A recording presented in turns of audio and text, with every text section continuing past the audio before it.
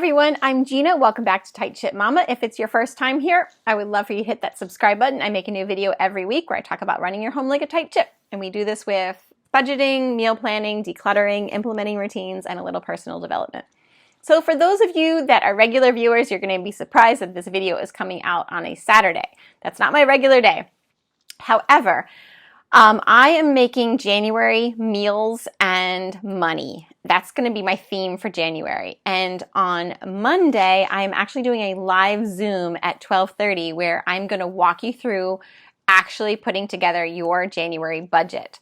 So I wanted to get this video out early to encourage you to go onto Facebook and to sign up for that Zoom link. And even if you can't make the 12:30 time, please still sign up for it because I will send you the recording and then you can sit down and do your first budget. So that's why I wanted to get this video out on Saturday. The second reason I wanted to get this video out before the live Zoom was because I wanted to be vulnerable with you a little bit and let you know about some of the money mistakes that my husband and I have made, because I think that maybe it could be a little uncomfortable talking about your budget or the struggles that you might have had. And I want you to know that we've all made mistakes.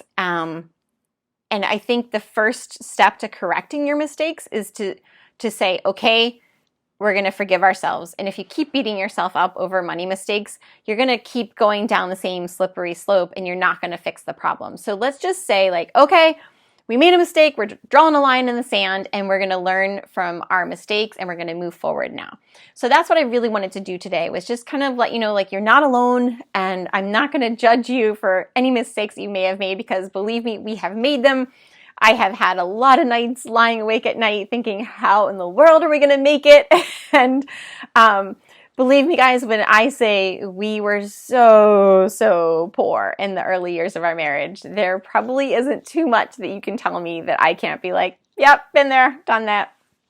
So, all right, we're going to talk a little bit about going all the way back to the early years of our marriage and going back to the money mistakes. And our story is so hard to tell, which is why I don't talk a lot about our money story, because it's not the clean story that you hear about on Dave Ramsey's podcast, where people are like, oh, I had this much debt and we made this much money and it took us this many months and we paid it off and now we're all good. Like, that's not at all our story. So I'm going to apologize ahead of time for this video being a little bit like wonky, because I have to kind of keep going back and forth. But anyway, when we first got married, we bought a house probably about 3 months after we got married. We had two really good jobs. My husband was coming out of the Army and he was hired by a national company right away. So as soon as he was out of the Army, he had a job. And so combined income, we were at about $175,000, which, I mean, this is going back 17, 18 years almost. It's still a lot of money to this day. So I realize we were in really good shape, okay? And we've done a lot right with our money. So I will say that, and I think the things that we did right enabled us to get through all the bad stuff I'm about to tell you about. So my husband came to the marriage with a fully paid for Jeep Wrangler that I will put here if you see him, that cutie pie in Texas. So he was at Fort Bliss, if any of you are Army families. So anyway, he brought this fully paid for Jeep Wrangler to the marriage, and about $11,000 in student loan debt. So we knew enough to, as soon as they raised the rates on his student loans, we paid those off right away. No big deal. But when he got hired by this company, they required their managers, and he was a manager, to have a 4-door vehicle. So obviously the Jeep did not have that, and we had to get him a car. So we sold the Jeep for about $10,000. What we should have done was purchase a vehicle that was in the $10,000 to maybe $15,000 range, maybe even $20,000, because we were making so much money at the time. But instead, we decided to go all in luxury vehicle, and we got my husband a Lexus that was about $30,000. I think it was a little bit more than that even. But he was getting a car allowance, so you know how it goes with vehicles, like you justify.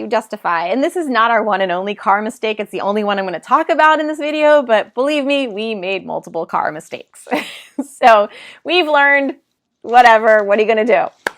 So, but the Lexus was a big one because eventually my husband would decide that he hated that job and he was going to quit. And that was right around the same time that I was going to have a baby. So we went from $175,000 combined income to my husband's new salary and a new baby and $50,000. So we really, really chopped our salary down to like practically nothing. And after taxes, I think we were living on about like $3,300 a month is what it came down to. But because we had done the correct thing with our house is how we were able to take this risk. So if you've never watched my baby step 3B video, I encourage you to watch that because buying that first house was the smartest thing we probably did, okay? And it allowed him to take this risk and start this new career.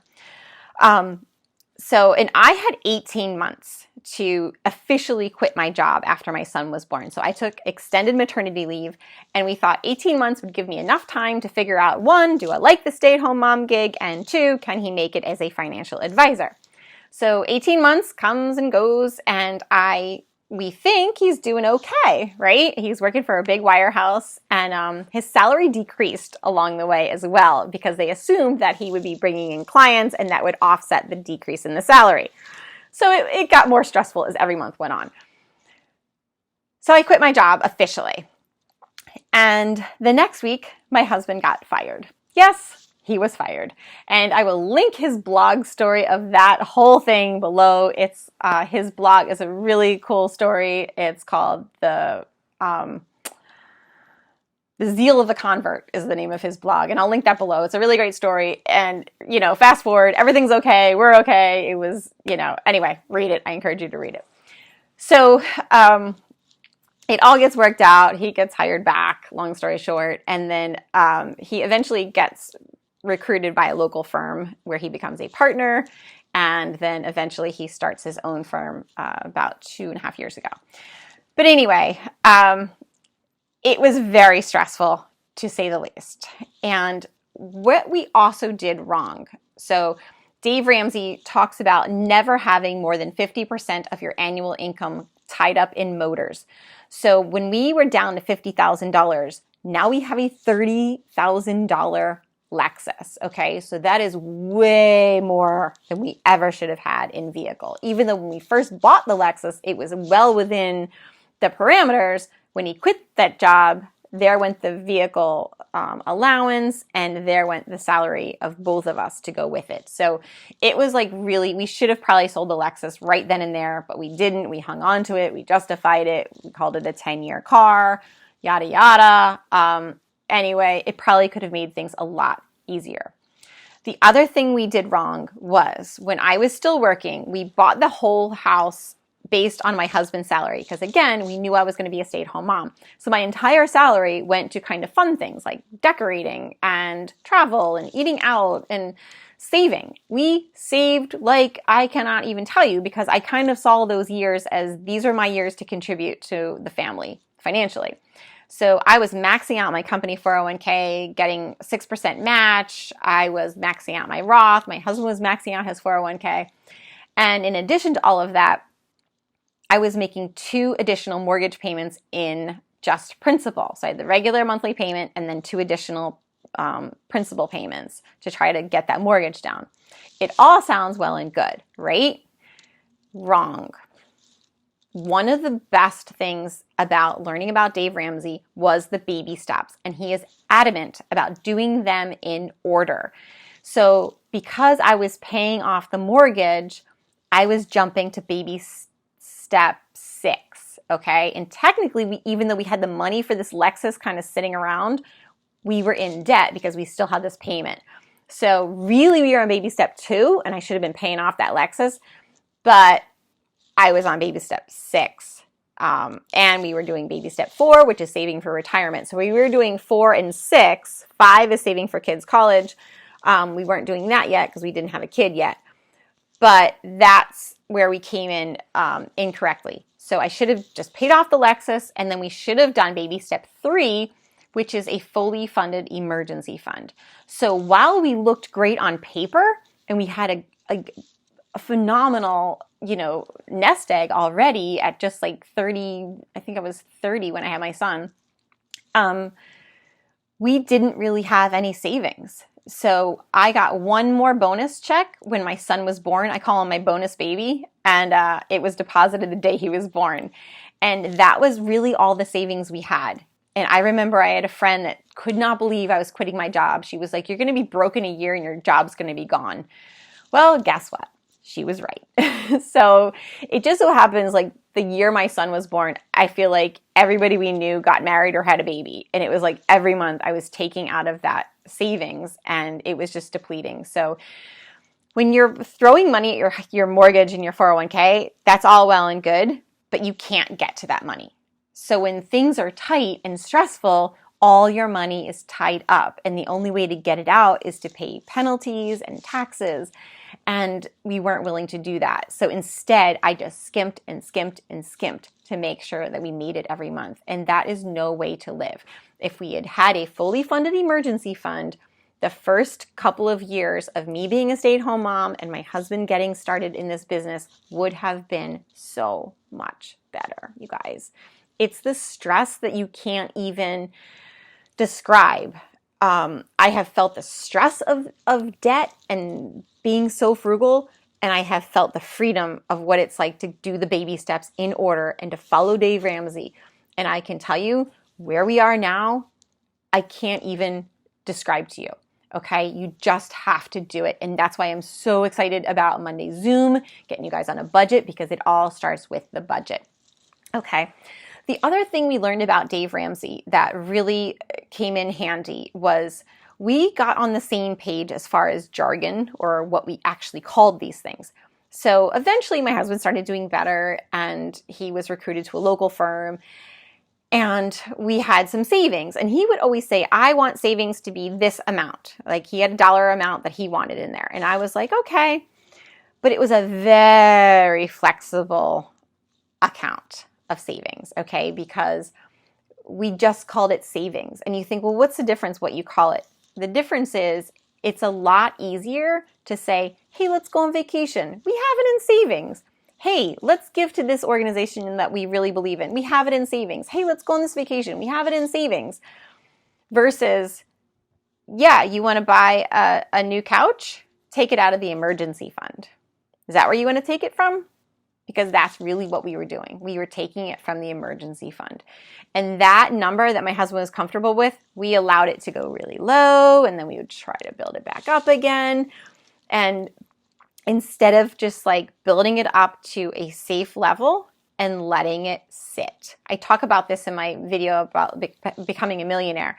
That baby step 3, the fully funded emergency fund, is not fun. It's not sexy. There is nothing except a pile of money in a bank that you can't touch.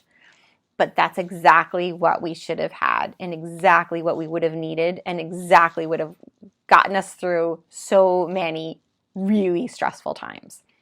The next thing we did very, very wrong was, as my husband's salary increased, we did not keep up with our professionals that we worked with.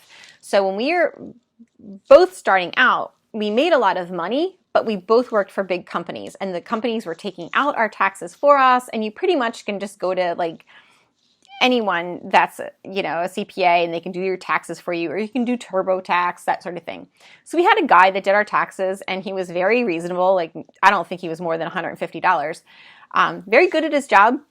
But as my husband became a partner and as things started to change, our financial situation got very complicated. And I don't think we were working with the right guy after a while.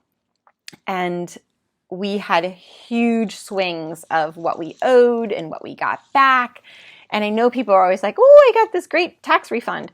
That's not a good thing. You don't want to get back a big tax refund. You want it to be actually zero. You want to pay just enough. You don't want to get anything back, because if you're getting money back, that means the government has had your money all year and they're earning interest on it and not you, okay? So we stayed with him too long, and again, beyond stressful, the mistakes that were made. So it took our new accountant about 2 years to finally get things sorted out and get us back on the right page. So definitely as your financial situation gets better, hire the right help. Don't be penny wise, pound foolish. Okay. The last thing I want to talk to you about today is Dave Ramsey talks about you can do 3 things with your money. You can spend it, you can save it, and you can enjoy it. Well, and you can give it away too. But one of the things we didn't really do as much as I think we should have done was enjoy it, because especially when I was a young mom, I remember sitting next to my husband on the sofa and I was scrolling through Facebook, and there was a picture came up of all the moms in this mom's club that I was in, and they were out to dinner and clearly having a good time. And my husband said, "Does that hurt your feelings that you're not there?" And I said, "No, because I'm sure I could have been there." I said, "I didn't cultivate that. Like I spent years in Mom's Club where I didn't even go to Chick-fil-A, because they would go to Chick-fil-A so the kids could play on the swing, the indoor playground thing. And I would think to myself, well, I'm not going to go there and not buy a lunch. But for what I could spend for the lunch, I could feed my whole family dinner. So I just never went." And I think, again, that was being too frugal. You know, there has to be a balance where you're not being frivolous with your money, but at the same time, you have to enjoy it a little bit. And I think that if I had just gone to Chick-fil-A, I probably would have had much better friendships at this stage of my life. And I probably would have had a lot more support in those early years of being a mom.